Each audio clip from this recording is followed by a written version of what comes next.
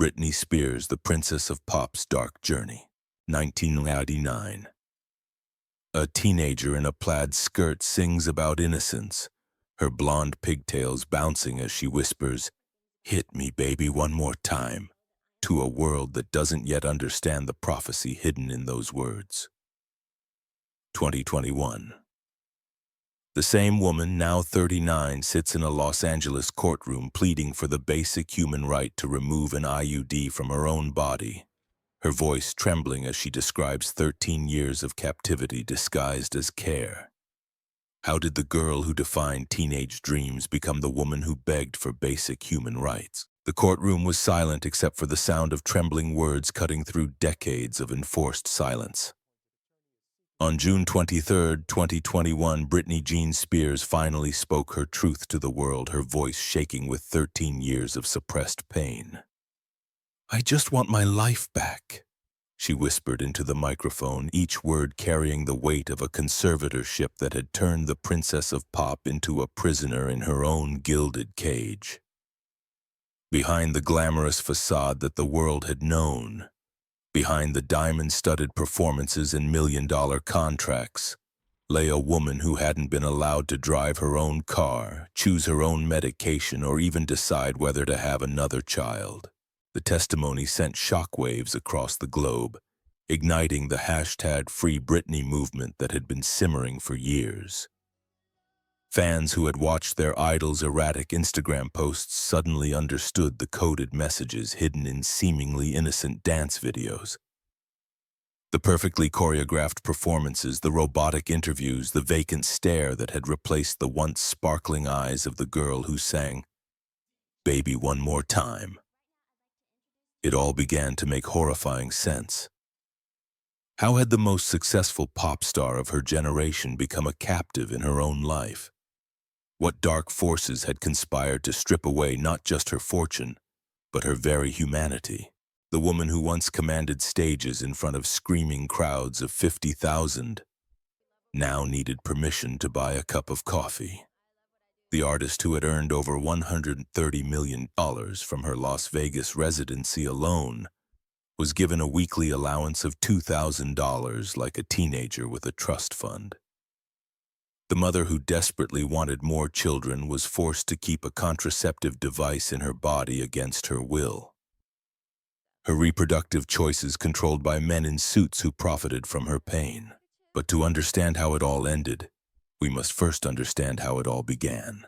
In the humid backwaters of rural Louisiana, where the air hung thick with moisture and the scent of magnolia blossoms, where poverty clung to weather-beaten trailers like Spanish moss to ancient oak trees, a star was born on December 2, 1981. Kentwood was the kind of place most people spent their lives trying to escape, a town of barely 2,000 souls where Friday night football games were the biggest entertainment and dreams seemed as distant as the glittering city lights of New Orleans, 3 hours away down winding country roads. The Spears family lived in a modest wooden house that creaked in the Louisiana wind, the floorboards worn smooth by generations of bare feet. Father Jamie struggled with alcohol and a series of failed business ventures that left the family teetering on the edge of financial ruin, while Mother Lynn juggled multiple jobs to keep food on the table and the lights on. The soundtrack of Britney's childhood wasn't the polished pop perfection that would later make her famous, but the symphony of rural poverty, the buzz of cicadas on sweltering summer nights, the distant rumble of freight trains carrying dreams to somewhere else, and the hushed arguments between her parents when they thought the children were asleep. Little Britney Jean was different from the moment she could walk, a tiny force of nature with an almost supernatural need to perform. While other children played with dolls or climbed trees, she transformed the family's cramped living room into her personal stage, performing elaborate song and dance routines for anyone who would watch. Her talent was raw, undeniable, almost frightening in its intensity for someone so young. At age 3, she was already belting out church hymns with a voice that seemed too powerful for her tiny frame, her little hands gesturing dramatically as she lost herself in the music. By 8, she was auditioning for the Mickey Mouse Club in Orlando, Florida, making the long drive from Louisiana in the family's beat-up car, her mother's dreams stuffed into a single suitcase along with Britney's costume. Though she was deemed too young and sent home with a rejection that would have crushed most children's spirits, something in those judges' eyes told Lynn Spears that her daughter was special, that this was just the beginning of something bigger than their small-town existence. But Britney wasn't most children.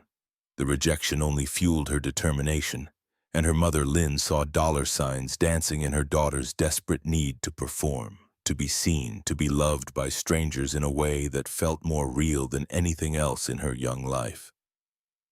Could their early childhood experiences have laid the foundation for later triumphs or tragedies? The seeds of what would become both Britney's salvation and her destruction were planted in those early years. An insatiable hunger for approval that would never be satisfied, a willingness to sacrifice everything for the spotlight that would eventually blind her, and a family dynamic that would blur the lines between love and exploitation for decades to come. The house in Kentwood became a pressure cooker of ambition and dysfunction. Jamie's drinking worsened as the family's financial situation grew more desperate, and Lynn's focus shifted entirely to managing her daughter's budding career. Britney learned early that her value was tied to her performance, that love was conditional on how well she could sing, how perfectly she could dance, how brightly she could shine for others. The little girl who had once performed for pure joy now carried the weight of her family's hopes and dreams on her small shoulders. By the age of 11, Britney had finally made it onto the Mickey Mouse Club, joining a cast that read like a who's who of future superstars: Justin Timberlake, Christina Aguilera, Ryan Gosling. But even among this collection of prodigies, Britney stood out like a flame in the darkness. Her performances crackled with an electric sexuality that was both mesmerizing and deeply disturbing in someone so young.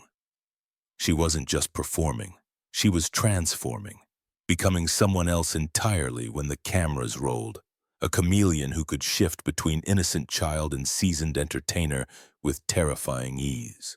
The Disney machine polished her rough edges while preserving that indefinable quality that made her special. She learned to hit her marks, to smile on cue, to be exactly what the producers wanted her to be. But beneath the surface, something was changing. The spontaneous joy that had once driven her performances was being replaced by a more calculated perfection, the natural spark dimmed by the harsh lights of professional ambition. The show ended when Britney was 13, leaving her at a crossroads that would define the rest of her life. While her castmates returned to normal teenage existences, homework and high school dances and first heartbreaks, Britney couldn't let go of the spotlight that had become her oxygen. She formed a girl group that went nowhere, took singing lessons that her family could barely afford, and watched as her childhood slipped away in service of a dream that seemed increasingly impossible with each passing day. The family's financial struggles mounted like storm clouds on the horizon.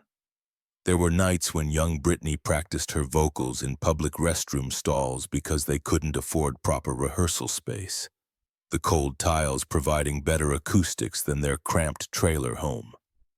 She would stand in those sterile spaces, surrounded by the harsh fluorescent lighting and the smell of industrial disinfectant, and sing her heart out to empty stalls and broken mirrors, dreaming of the day when the world would finally listen. Jamie Spears's drinking got worse, his failed dreams curdling into resentment and rage that he took out on the family in ways both subtle and obvious.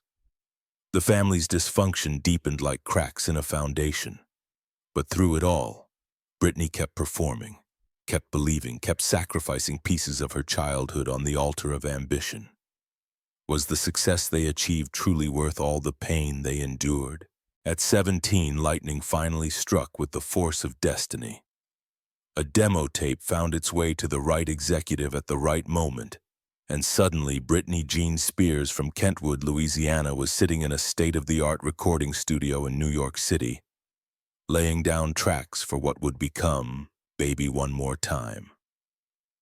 The song was originally written for TLC, who rejected it as too juvenile, too simplistic for their sophisticated R&B sound. But in Britney's hands, it became something else entirely.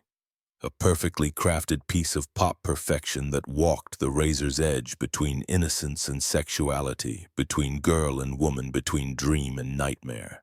The music video, featuring Britney in a Catholic school uniform that would become one of the most iconic costumes in pop culture history, was shot on a shoestring budget in a high school in Venice, California. When it premiered in October 1998, the world stopped and stared. Here was a girl who looked like the cheerleader next door but moved like a seasoned seductress, who sang about loneliness and heartbreak with the voice of someone twice her age, who embodied every contradictory fantasy that a confused culture could project onto a teenage girl. The contradiction was magnetic, irresistible, and deeply troubling.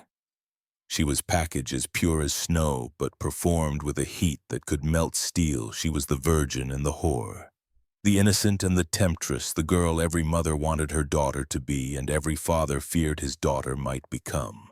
Within months, Britney Spears was a global phenomenon that transcended music and entered the realm of cultural mythology. The album sold over 25 million copies worldwide, making her the youngest artist to have a debut album and single reach #1 simultaneously. She was invited to perform at award shows where seasoned veterans watched in awe, featured on magazine covers that sold out within hours, and pursued by photographers who turned her every public appearance into a feeding frenzy of flashing lights and shouted questions. The girl from the Louisiana bayou had become the princess of pop, but the crown came with thorns that would draw blood for years to come. Behind all that glamour, was there an unbearable loneliness that nobody saw? The late 1990s and early 2000s transformed Britney into something beyond a mere pop star. She became a cultural phenomenon, a mirror reflecting society's complicated and often twisted relationship with female sexuality and celebrity. Her second album, Oops, I Did It Again, shattered sales records and cemented her status as the undisputed queen of pop. The red latex catsuit from the music video became as iconic as Madonna's cone bra, and Britney's performances grew increasingly elaborate and provocative, each one pushing the boundaries a little further, testing how far she could go before the world said enough. But as her star rose higher, the pressure beneath her grew more crushing. Every interview was dissected like a medical procedure, every outfit analyzed by teams of fashion critics and cultural commentators. Every relationship scrutinized by a media machine that seemed determined to build her up only to tear her down with surgical precision. The conservative media clutched their pearls at her revealing costumes while simultaneously profiting from her image, creating a cycle of outrage and consumption that fed on itself like a hungry beast. She was simultaneously worshipped and vilified, celebrated and slut-shamed, turned into both a role model and a cautionary tale depending on which narrative sold more magazines that week. The teenager who had once performed for the pure joy of it now found herself trapped in a hall of mirrors, where every reflection showed a different version of herself. None of them quite real, all of them for sale to the highest bidder. The world got its first real glimpse behind the carefully constructed facade during her relationship with Justin Timberlake, her former Mickey Mouse Club castmate who had become the golden boy of NSYNC. Their romance played out like a real-life fairy tale in the pages of teen magazines, complete with matching denim outfits and coordinated public appearances that seemed too perfect to be anything but scripted. But the reality was far more complex and infinitely more damaging than the glossy magazine spread suggested. Justin was allowed to be the cool, artistic one, the serious musician who wrote meaningful songs and collaborated with respected producers. Britney was packaged as the sexy, available one, the fantasy girlfriend who existed primarily as an extension of male desire rather than as an artist in her own right. When their relationship ended in 2002, the aftermath revealed the cruel double standards of celebrity culture with crystalline clarity. Justin's Crimea River music video, featuring a Britney lookalike being cheated on and abandoned, painted her as the cheating villain while positioning him as the wounded artist, the sensitive soul betrayed by the heartless pop princess.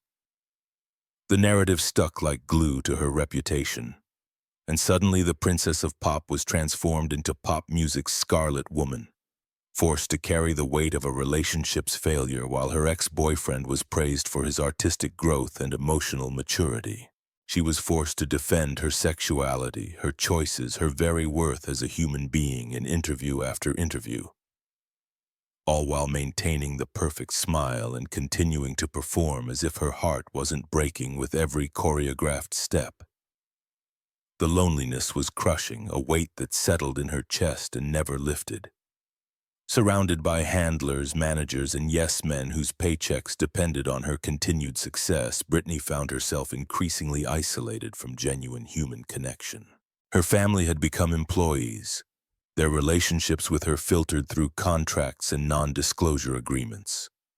Her friends were on payroll, their loyalty bought and paid for. Her romantic relationships were dissected by tabloids before they could develop naturally. Every gesture analyzed for signs of trouble or triumph. She was the most famous woman in the world, recognized wherever she went. But she had never felt more alone, more disconnected from the simple human experiences that most people took for granted. The first major crack in the perfect facade appeared in 2004, during what should have been one of the happiest moments of her life. Her wedding to childhood friend Jason Alexander in Las Vegas was supposed to be a spontaneous moment of joy, a return to the simple girl from Louisiana who just wanted to be loved for who she was rather than what she could produce. Instead, it became a 55-hour nightmare orchestrated by lawyers and managers who had the marriage annulled before Britney could fully process what had happened to her agency, her choices, her life. The incident should have been a wake-up call about how thoroughly her life had been commodified, how completely she had been transformed from a person into a product. But instead, it became another punchline for late-night comedians, another example of Britney being Britney, as if her pain and confusion were nothing more than entertainment for a culture that consumed her suffering like fast food. Britney Spears, the girl who had sung about being not a girl, not yet a woman, was trapped in a prison of other people's expectations, with the bars made of gold records and platinum plaques that meant nothing when weighed against the simple human need for authenticity, for connection, for the right to make mistakes without having them broadcast to the world. Her attempt to reclaim some semblance of normalcy came in the form of Kevin Federline, a backup dancer who seemed to offer the promise of real love away from the spotlight that had become both her salvation and her curse. Their whirlwind romance and quick marriage was dismissed by critics as another impulsive decision from a woman who couldn't be trusted to manage her own life. But for Britney, it represented something precious and increasingly rare, the chance to be just a woman in love, not a brand or a product or a carefully managed image designed to sell records and magazines. The media's treatment of their relationship was vicious in its intensity and relentless in its scope. Kevin was labeled a gold digger before anyone bothered to learn his last name. Their love was called fake before it had a chance to prove itself real. And every moment of their private life was invaded and commodified by an industry that had forgotten how to see her as anything other than content to be consumed. When Britney became pregnant with their first child, Sean Preston, she thought she might finally find the peace and purpose that had eluded her throughout her career. Motherhood, she believed, would give her life meaning beyond the shallow glitter of pop stardom, would connect her to something deeper and more lasting than chart positions and sales figures. But even pregnancy couldn't protect her from the media's insatiable appetite for controversy and conflict. She was photographed constantly, her changing body scrutinized and criticized by tabloids that seemed to take perverse pleasure in documenting every pound gained, every outfit choice, every moment of visible exhaustion or stress. The paparazzi followed her to doctor's appointments, restaurants, even the grocery store, turning the most intimate moments of her pregnancy into public spectacle for a culture that had forgotten the difference between celebrity and humanity. Did this tragic event mark their downfall? Or was it simply the tipping point of deeper problems that had been festering for years beneath the surface? The year 2007 will forever be remembered as the year Britney Spears broke, though in truth, she had been fracturing for years under the impossible weight of global scrutiny and relentless pressure. The perfect storm began with her divorce from Kevin Federline, a bitter battle that played out in tabloid headlines and courthouse steps, each development dissected and analyzed by a media that had long since stopped seeing her as a human being deserving of privacy and compassion. Kevin, once dismissed as a nobody who had gotten lucky, suddenly held all the cards in their relationship's endgame. He had her children, her dignity, and the sympathy of a public that had grown tired of Britney's increasingly erratic behavior. Her desperate attempts to maintain some semblance of control over a life that had spiraled far beyond her ability to manage. The custody battle was a feeding frenzy for the media, with photographers following her every move like hunters stalking wounded prey, hoping to catch her in a moment of weakness that could be sold to the highest bidder. She was losing weight rapidly. Her once lustrous blonde hair looked brittle and damaged from years of constant styling and chemical processing, and her eyes had taken on a haunted quality that no amount of makeup could disguise. The girl who had once commanded stages with supreme confidence now seemed to flinch at every camera flash, every shouted question from the pack of photographers who had made her life their livelihood. Then came February 16, 2007. The day Britney Spears walked into Esther's hair salon in Tarzana and did the unthinkable. In full view of the paparazzi who had been stalking her for months like predators following a wounded animal, she grabbed a pair of clippers and shaved off all her hair, each stroke of the blade falling like the sound of breaking chains. The act was captured by dozens of cameras. The images instantly beamed around the world through satellite feeds and internet connections, and suddenly everyone had an opinion about Britney's mental state. The sound of camera shutters filled the air like machine gun fire, each flash a small explosion of light that illuminated her defiant face as she reclaimed control over the one thing she still owned, her own body. But what the world saw as a breakdown, those who looked closer might have recognized as something else entirely. An act of rebellion, a desperate attempt to reclaim control over the one thing she still owned, her physical self. "I'm tired of everybody touching me," she reportedly told the salon owner who tried to stop her, her voice raw with years of suppressed rage and frustration. For 13 years, her hair had been styled, cut, colored, and sprayed by teams of professionals who treated her like a mannequin rather than a person. It had been pulled and tugged by dancers during endless rehearsals, tossed around during performances until her scalp ached, and analyzed by fashion critics who saw it as nothing more than an accessory to be judged. In that moment, with those clippers in her hand, it was finally, completely undeniably hers. The aftermath was swift and merciless, a cultural pile-on that revealed the ugliest aspects of celebrity worship and media consumption. The same media that had built her up now took sadistic pleasure in tearing her down, each headline more vicious than the last. Late-night comedians made her the punchline of every joke.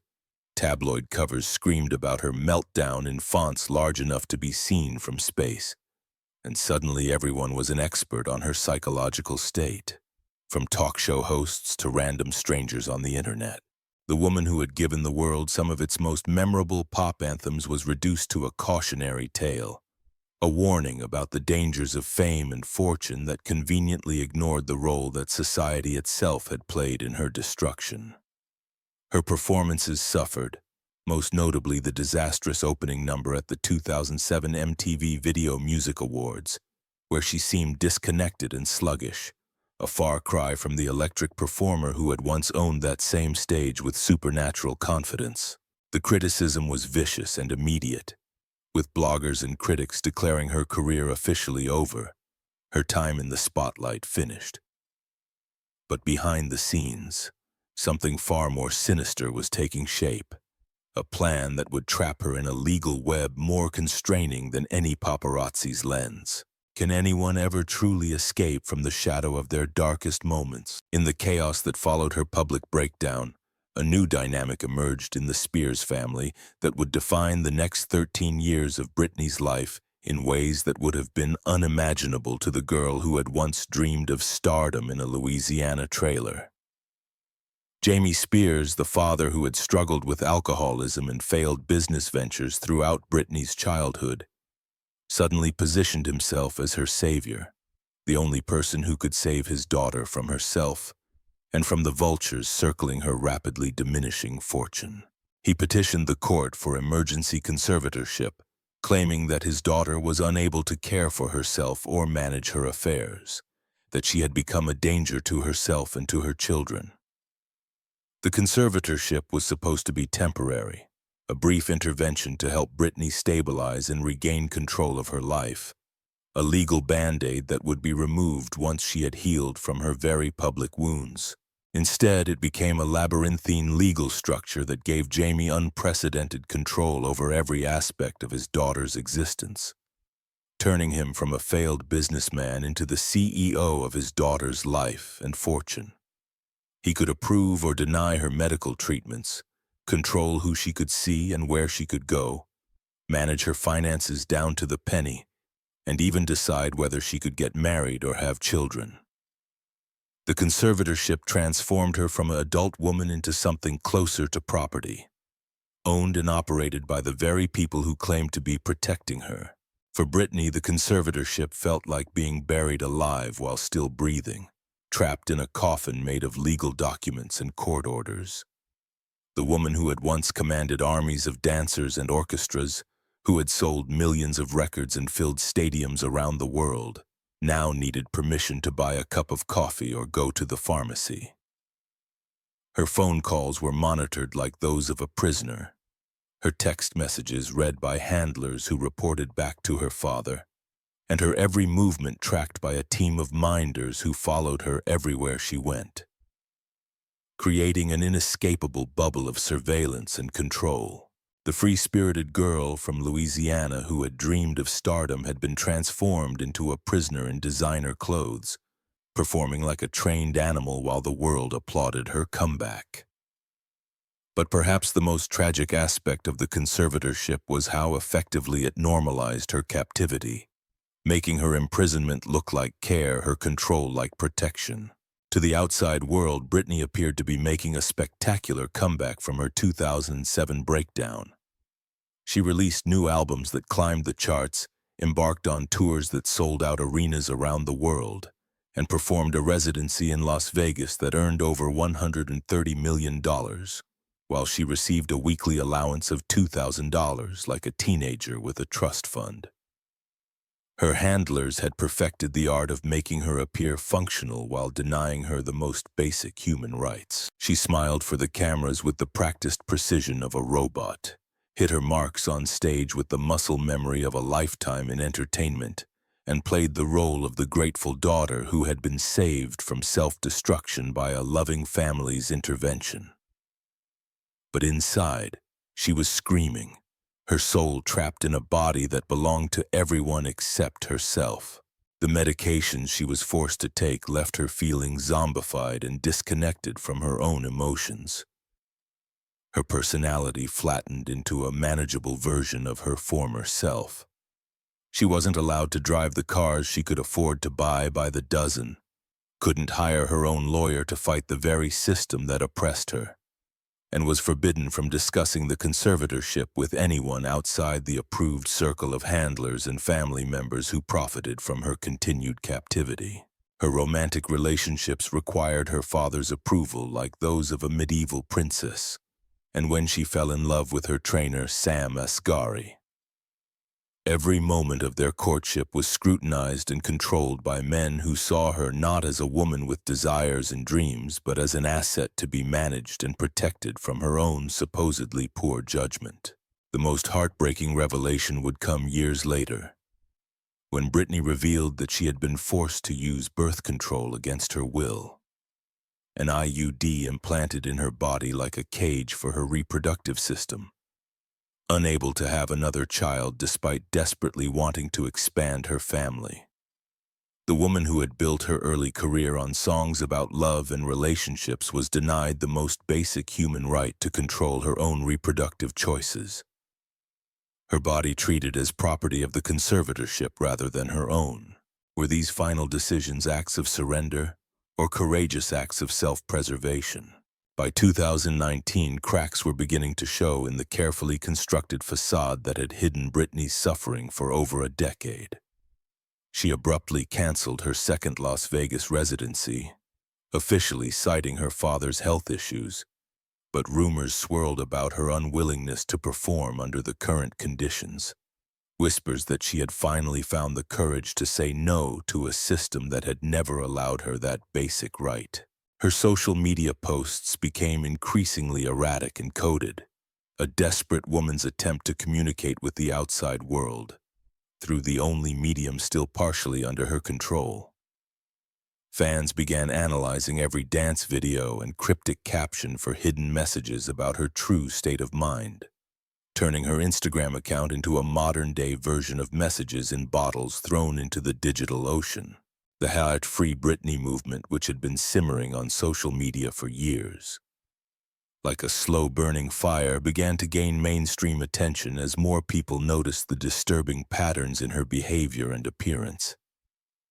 Fans noticed that Britney wore the same outfits repeatedly in different posts, that her videos seemed to be filmed in the same locations over and over again, and that her once vibrant personality had been replaced by a robotic affect that suggested heavy medication or extreme emotional distress. They noticed the way she moved differently, the way her eyes looked flat and lifeless in interviews, the way she seemed to be performing her own life rather than living it. The people who had grown up with her music began to see the woman behind the image, and what they saw horrified them. The 2021 documentary Framing Britney Spears brought new scrutiny to the conservatorship, examining the legal structure that had kept her under control for over a decade with the thoroughness of investigative journalism rather than entertainment reporting. Suddenly, the mainstream media that had once mocked her breakdown began to question whether they had been complicit in her ongoing abuse, whether their coverage had helped create the very situation they were now exposing. The documentary revealed the extent to which she had been hounded by paparazzi who followed her like a pack of wolves, exploited by a media that profited from her pain and failed by a legal system that was supposed to protect vulnerable adults, rather than enable their exploitation. The film showed how the very people who claimed to be saving her had created a corporate prison more sophisticated and inescapable than any physical jail. As public pressure mounted like a gathering storm, Britney's legal team began to push harder for changes to the conservatorship that had defined her adult life. Her court-appointed lawyer, Samuel Ingham III, who had represented her interests for over a decade without ever challenging the fundamental structure of her captivity, suddenly found himself under scrutiny for his passive approach to her case, his apparent willingness to maintain the status quo rather than fight for his client's freedom. Britney herself had grown stronger and more determined, using her platform to send increasingly direct messages about her desire for freedom. The woman who had been silenced for so long was finding her voice again, and the sound was terrifying to those who had profited from her silence. The turning point came when she was granted permission to hire her own lawyer for the first time in 13 years. a development that would prove to be the beginning of the end for the conservatorship. Matthew Rosengart, a former federal prosecutor with experience in high-profile cases and a reputation for aggressive advocacy, immediately began dismantling the legal structure that had imprisoned his client for so long. For the first time since 2008, Britney had someone fighting exclusively for her interests, not for her father's financial gain or the court's convenience, or anyone else's profit margin. The change was immediate and dramatic, like watching a caged bird remember how to fly. Was this really the end, or were powerful hidden forces still pulling the strings behind the scenes? On November 12, 2021, after 13 years, 7 months, and 21 days of legal captivity, the conservatorship that had controlled every aspect of Britney Spears' life was finally terminated by a Los Angeles judge whose words carried the weight of liberation. The news broke on social media before the court officials could even finish their paperwork, as fans who had camped outside the courthouse erupted in celebration that could be heard for blocks in every direction. The hashtag Free Britney movement had achieved the impossible. They had helped free one of the world's biggest pop stars from what amounted to legal slavery disguised as care. But freedom for Britney was more complicated than simply signing legal documents and walking out of a courthouse. After 13 years of having every decision made for her, from what to eat for breakfast to whether she could visit friends, she now faced the daunting task of rebuilding her identity from scratch. Who was Britney Spears when she wasn't being controlled, monitored, and managed by a team of handlers whose paychecks depended on her continued captivity? The woman who emerged from the conservatorship was raw, unfiltered, and determined to tell her story on her own terms, regardless of who might be damaged in the process. Her 2023 memoir, The Woman in Me, revealed the full extent of the abuse she had endured with the brutal honesty of someone who had nothing left to lose and everything to gain from finally speaking her truth. The forced medications that left her feeling like a zombie shambling through her own life. The surveillance that turned her home into a prison with gilded bars. The denial of basic human rights that would have been shocking if imposed on anyone else but had been normalized because she was Britney Spears' pop star product property. But perhaps most devastating was her revelation about the forced abortion she had undergone during her relationship with Justin Timberlake. A secret she had carried for over 2 decades like a stone in her chest. The girl who had once sung about innocent love had been forced to make an impossible choice, her reproductive autonomy stolen before she was old enough to understand what she was losing. The book became an instant bestseller. But more importantly, it gave Britney her voice back after years of communicating through carefully crafted press releases and managed interviews that bore no resemblance to her actual thoughts or feelings. Now she could speak directly to her fans and the world, sharing not just the glamorous moments that had defined her public image, but the pain, trauma, and survival that had defined her private reality. Her relationship with Sam Asghari, which had blossomed during the final years of the conservatorship like a flower growing through concrete, initially seemed like a fairy tale ending to her dark saga. Here was a man who had loved her not for her fame or fortune, but for the woman she was, beneath all the celebrity packaging. But even that relationship would eventually crumble under the weight of her trauma and the intense scrutiny that followed her everywhere she went. Their divorce in 2023 was another reminder that freedom doesn't automatically heal the wounds inflicted by years of systematic abuse. That emerging from captivity is just the beginning of a much longer journey toward wholeness. The woman who had been denied the right to choose her own relationships for over a decade now had to learn how to navigate love and loss as an adult for the first time. Today, Britney Spears lives quietly in a mansion that is finally, truly hers, posting dance videos from her home studio and trying to reconnect with the simple pleasures that were denied to her for so long. She can drive her own car wherever she wants to go, choose her own clothes without asking permission, and decide whether to perform or retire based on her own desires rather than someone else's financial projections. The woman who once filled stadiums around the world now finds joy in the smallest freedoms, buying her own groceries without a handler monitoring her purchases, taking a walk without permission from a conservator, or simply dancing alone in her living room for no audience but herself. These moments, invisible to the outside world, represent victories larger than any chart position or award she ever won.